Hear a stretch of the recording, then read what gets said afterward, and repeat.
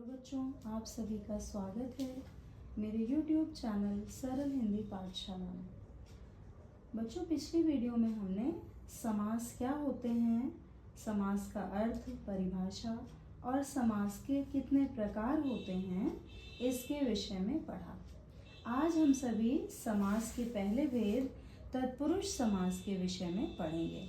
बच्चों, तत्पुरुष समास की परिभाषा देख लेते हैं। सबसे पहले तत्पुरुष समास में उत्तर पद प्रधान होता है तथा पूर्व पद गौण अर्थात कम महत्व का होता है। इस समास में समस्त पद करते समय कारक की विभक्ति का लोप हो जाता है। लोप मतलब गायब हो जाती है विभक्ति। इसलिए लुप्त गायब विभक्ति के कारक के अनुसार इस समास के 6 भेद होते हैं। बच्चों, आज हम जान लेते हैं पहले कि कारक विभक्ति। आप सब ने बचपन में पढ़ा होगा, व्याकरण जब पढ़ रहे थे तो उस समय आप सभी ने पढ़ा होगा कि आप सभी को याद होगा, कर्ता ने कर्म को करण से के द्वारा संप्रदान के लिए अपादान से अलग अर्थ में, यहाँ दो जगह से है ना, यहाँ भी से है, ये भी से, तो यहाँ कोई काम हो रहा होगा, यहाँ कोई चीज़ अलग हो रही होगी से की जब साउंड आएगी। ठीक है बेटा। फिर संबंध का की के अधिकरण में पर, तो आप सभी को ये सलाह दी जाती है बेटा। मुझे खुद ये समास तभी समझ में बहुत अच्छे से आया जब मैंने इन विभक्तियों को अच्छे से लर्न करके समझा। कैसे समझा? इन एग्जाम्पल्स के माध्यम से समझा। तो आप सभी को भी मैं ये सलाह देती हूँ कि बहुत आसान है, इसको साउंड करके लर्न कर लीजिए। बहुत ही ईजी है इसको लर्न करना। तो इससे आपके लिए, जैसे ही आपको एग्ज़ाम में कोई भी समास मिलेगा, आप उसका जब अर्थ निकालेंगे तो तुरंत आपको समझ में आ जाएगा कि ये कौन सा समास है। ठीक है बेटा। कल हमने सभी ने उत्तर पद समझ लिया था कि क्या होता है और पूर्व पद क्या होता है, ये समझ लिया था। जैसे अभी मैं फिर बता देती हूँ, गुरु दक्षिणा, मान लीजिए एक सामासिक पद है गुरु दक्षिणा, तो गुरु जो है वो पूर्व पद है और दक्षिणा उत्तर पद है। तो इस समास में, तत्पुरुष समास में, उत्तर पद प्रधान होता है। ठीक है। और जो कारक की विभक्ति लगी है वो जो गायब होती है, वही जो विभक्ति गायब होती है बच्चों, वही जाकर समास के रूप में हमारे सामने आती है। चलिए अब हम एग्जाम्पल्स देख लेते हैं। सबसे पहला है हमारा कर्म तत्पुरुष। इसकी भी मैंने छोटी सी परिभाषा लिख दी है जिससे आपके लिए थोड़ा और सरल हो जाए। कर्म तत्पुरुष के अंतर्गत समस्त पद में कर्म कारक की विभक्ति को का लोप होता है। यह है ना, देखिए बेटा, कर्म को, इसकी विभक्ति कारक चिन्ह क्या है? को। इसी का लोप हो जाएगा, आप एग्जाम्पल में देखेंगे तो। देखिए, समस्त पद सबसे पहले देखते हैं, और समास विग्रह कल मैंने समझाया था आप सभी को कि समस्त पद क्या होता है ना। तो सबसे पहला है आतिथ्य अर्पण।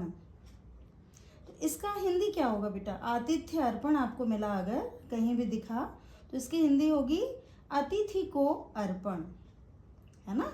तो हमारी जो हिंदी होती है इसकी, वही समास विग्रह होता है बेटा। आपको अगर प्रॉपर अर्थ पता है, अर्थ आपने निकाल लिया एग्जाम में, तो आपकी सारी समस्या हल हो गई।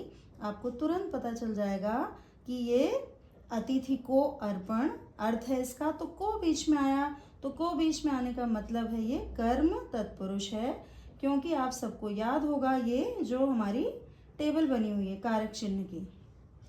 ठीक है। अगर ये याद है आपको तो को आते ही आपके दिमाग में आएगा, अरे को तो तत्पुरुष समास में है, कर्म तत्पुरुष का है कारक चिन्ह, मतलब कि ये कर्म तत्पुरुष है। ठीक है बच्चों। अगला एक और उदाहरण देखते हैं, यश प्राप्त। इसका क्या अर्थ है बच्चों? अगर हम यहाँ ना लिखा हो इसका समास विग्रह, तो आप इसका अर्थ क्या जानेंगे? तुरंत आपको समझ में आना चाहिए, यश को प्राप्त। यश प्राप्त का अर्थ है यश को प्राप्त। अगला उदाहरण है बच्चों, गृहागत। गृह प्लस आगत हमने दीर्घ संधि में सीखा था ना, तो गृहागत हो गया। तो आगत मतलब आया हुआ, तो गृहागत का मतलब क्या होता है? गृह को आया हुआ। बीच में क्या साउंड आई? को। तो को आने का मतलब है कि ये कर्म तत्पुरुष है। अगला उदाहरण है हमारा स्वर्गगत। स्वर्ग को गया हुआ, यहाँ देखिए गत गत आ रहा है, कंफ्यूज मत होइएगा कि यहाँ तो ऊपर मैम ने आया हुआ बताया, नीचे गया हुआ बता रही हैं। तो यहाँ पर बेटा क्योंकि ये आ की मात्रा लगी है ना, तो गृहागत हो गया, गृह को आया हुआ। और स्वर्गगत, इसमें आ की मात्रा नहीं है, मतलब गया हुआ। ठीक है, स्वर्ग को गया हुआ। तो यहाँ भी को आ रहा है क्योंकि, तो इसलिए कर्म तत्पुरुष हो गया। तो अब आप लोग इसकी प्रैक्टिस करिएगा तो आप लोगों को बिल्कुल क्लियर हो जाएगा कि को जहाँ पर आ रहा है वहाँ वो कर्म तत्पुरुष है। अगला हमारा तत्पुरुष है बेटा करण तत्पुरुष। करण तत्पुरुष में मैंने क्या बताया था, से और के द्वारा का लोप होता है ना। तो करण तत्पुरुष के अंतर्गत समस्त पद में करण कारक की विभक्ति से और के द्वारा का लोप होता है, मतलब गायब हो जाती है। देख लेते हैं। गुण युक्त, अगर यहाँ पर अर्थ न लिखा हो, विग्रह ना हो बेटा, तो आप कोई आपसे बोले कि राम गुण युक्त है, तो आपको क्या लगेगा, उसके अंदर बहुत सारे गुण हैं, मतलब गुणों से युक्त है ना। तो से आने का मतलब है कि उसके अंदर वो चीज़ है, इसलिए से आ गया। और से आते ही आपके दिमाग में तुरंत आया कि ये करण तत्पुरुष का चिन्ह है। विभक्ति से जो है उसका लोप हो गया है बीच में, इसलिए ये करण तत्पुरुष है। अगला एग्जाम्पल देखते हैं बेटा, रोग पीड़ित। किसी भी रोगी को हम देखते हैं तो हम कहते हैं जो भी रोग होता है उसको, वो उस रोग से पीड़ित है ना। तो उसको अगर विभक्ति का लोप कर देंगे तो हो जाएगा रोग पीड़ित। रोग पीड़ित का अर्थ क्या हुआ, रोग से पीड़ित। और क्योंकि से आ रहा है तो मतलब ये करण तत्पुरुष है। क्लियर है बच्चों। एक से और आता है ना आपका अपादान से अलग, तो उसमें अलग होने की साउंड होगी, अभी आप समझेंगे अपादान कारक भी। चलिए आगे आते हैं। तुलसीकृत, इसका क्या अर्थ होता है बच्चों, तुलसीकृत का अर्थ होता है तुलसी द्वारा रचित या तुलसी द्वारा कृत, दोनों चीजें हो सकती हैं। तो आप समझ लीजिए, देख लेते हैं। द्वारा आया यहाँ, तो आपको यही दोनों कारक चिन्ह बताए गए हैं ना, से और के द्वारा। तो यहाँ पर द्वारा आ रहा है, किसके द्वारा रचित, तुलसी के द्वारा रचित। अब यहाँ के की भी जरूरत नहीं है, केवल तुलसी द्वारा रचित में भी अर्थ क्लियर हो गया, इसलिए हमने के भी नहीं लिखा। ठीक है, तो ये आपका करण तत्पुरुष हो गया। कहीं भी आपको ये ऐसे कैसे पता चलेगा, ये सारे एग्जाम्पल्स होंगे जब, तो आपको कैसे पता चलेगा, इसके अर्थ से पता चलेगा, है ना। जैसे गृहागत, गृह को आया हुआ, को आया इसलिए कर्म तत्पुरुष। यहाँ पे स्वर्ग को गया हुआ, को आया मतलब कर्म तत्पुरुष। इसी प्रकार गुण युक्त, गुणों से युक्त, से आ गया। रोग पीड़ित, रोग से पीड़ित, से आया। यहाँ पर तुलसी द्वारा रचित, द्वारा आया, तो ये करण तत्पुरुष। सभी को क्लियर हो गया होगा। चलिए आगे बढ़ते हैं। संप्रदान तत्पुरुष, ये हमारा कौन सा है बेटा, चतुर्थी तत्पुरुष, चतुर्थी विभक्ति में आता है ना। संप्रदान के लिए, इसका क्या है चिन्ह, के लिए।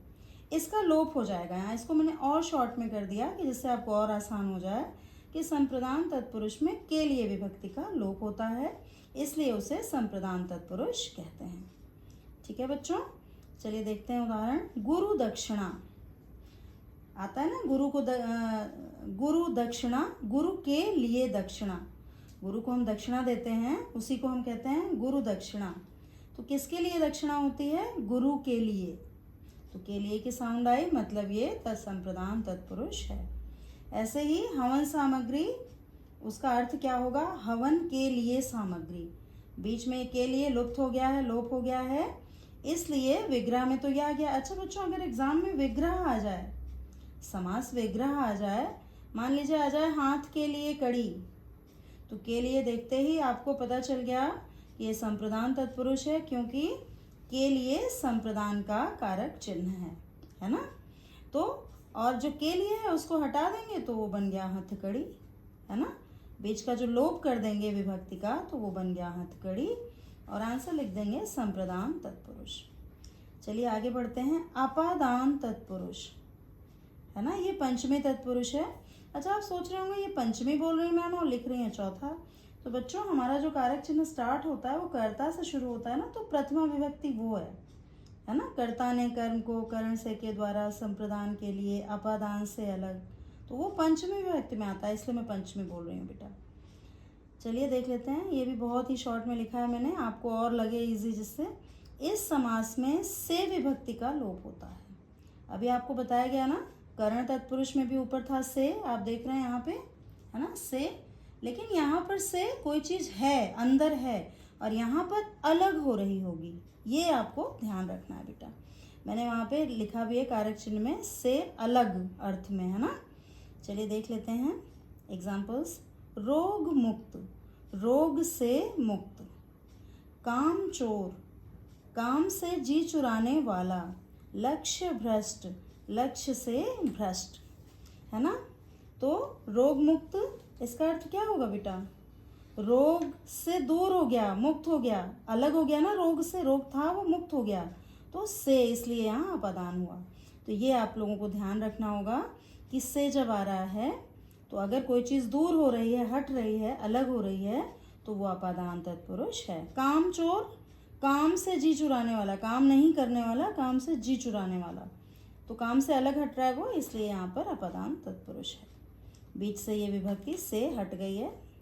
लक्ष्य भ्रष्ट, लक्ष्य से दूर, कोई एम ही नहीं है उसका अपने जीवन का, कोई लक्ष्य नहीं है किसी का, तो उसको हम बोलेंगे लक्ष्य भ्रष्ट, लक्ष्य से भ्रष्ट। तो पांचवा है हमारा बेटा समास, तत्पुरुष समास में संबंध तत्पुरुष। ठीक है, इसमें भी बहुत शॉर्ट में लिखा है मैंने। इस समास में का, की, के कारक चिन्ह का लोप हो जाता है। देख लेते हैं एग्जाम्पल। अब आप लोगों को समझ में आ गया है कि इन्हीं तीनों का लोप होगा। तो अब जरा बताइए मुझे, भारत रत्न का क्या अर्थ है? भारत का रत्न, भारत रत्न पुरस्कार मिलता है ना बेटा, तो हमारी जो हमारा विग्रह हुआ उसमें किसकी साउंड आई, क्या कौन सा आया? का। कौन सा चिन्ह आया कारक का? का। इसका मतलब ये संबंध तत्पुरुष है। अगला उदाहरण हमारा जलधारा। जलधारा का क्या अर्थ होता है? जल की धारा, ये की यहाँ से गायब है, मतलब ये कौन सा समास है? संबंध तत्पुरुष। क्यों है? क्योंकि इसका ये चिन्ह है संबंध तत्पुरुष का, है ना। चलिए आगे देख लेते हैं। आज्ञानुसार, आज्ञा के अनुसार, हम बोलते हैं ना प्रधानाचार्य की आज्ञा अनुसार, मतलब उनकी आज्ञा के अनुसार, तो ये के यहाँ से लोप हो गया है, मतलब संबंध तत्पुरुष है। क्लियर हो गया? चलो आगे चलते हैं। अधिकरण तत्पुरुष। बच्चों अधिकरण का क्या था हमारा? में और पर चिन्ह, है ना। तो इस वाले में आप देखेंगे, इसके एग्जाम्पल में में और पर का लोप हो रहा होगा। लोकप्रिय, लोकप्रिय का क्या अर्थ है बच्चों? लोक में प्रिय, कहते हैं ना लोकप्रिय गायक हैं, पूरे लोक में प्रिय हैं। में का यहाँ लोप हुआ है, में विभक्ति का, मतलब अधिकरण तत्पुरुष है। घुड़सवार, क्या बोलेंगे इसको? घुड़ में सवार बोलेंगे क्या? गलत है ना अर्थ। इसका मतलब घुड़सवार का क्या अर्थ है? घोड़े पर सवार हो गया। देखिए यहाँ पर विग्रह में आ गया घोड़े पर सवार, पर यहाँ विभक्ति का लोप हुआ है, इसलिए ये अधिकरण तत्पुरुष है। अगला है हमारा उदाहरण कुल श्रेष्ठ। कुल में श्रेष्ठ, है ना, कहते हैं ना वो अपने कुल के श्रेष्ठ हैं भाई, कुल तो आ जाता है उसका, कुल में श्रेष्ठ हैं, पूरे कुल में श्रेष्ठ हैं।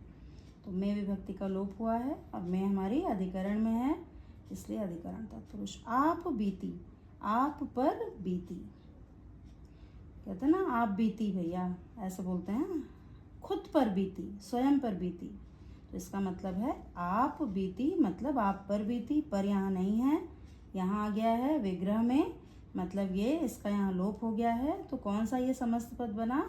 कौन सा समास? अधिकरण तत्पुरुष। बच्चों ये हमारा तत्पुरुष समास यहाँ पूर्ण हो गया।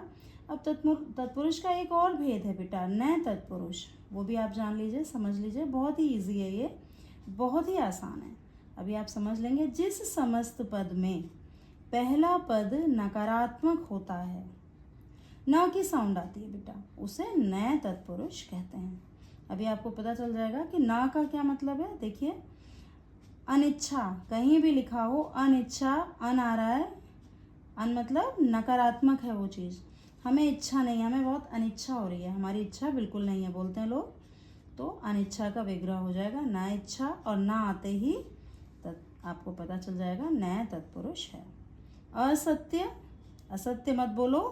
असत्य क्या है? सत्य नहीं जो है वो असत्य है। इसका विग्रह ना लग गया आ की जगह। ये जो आ है आप देख रहे हैं, इसकी जगह ना लग जाएगा बस विग्रह में, ये ध्यान रखना है। अगर आपके एग्जाम में आता है न इच्छा, उसको आप अन लगा दीजिए, अनिच्छा हो गया। न सत्य, आ लगा दिया। न उचित, अनुचित। अयोग्य, न योग्य। अनंत, न अंत, जिसका कोई अंत नहीं है। अनंत आकाश बोलते हैं ना, जिसका कोई अंत ना हो, अनंत, है ना। तो ये आपका अनंत का बन गया ना अंत। तो ये बच्चों यहाँ पर आपका तत्पुरुष समास के सारे हमारे भेद पूर्ण हो गए। अब हम कल दूसरा समास पढ़ेंगे। तो कल की वीडियो में हम लोग मिलते हैं बच्चों। ओके, धन्यवाद।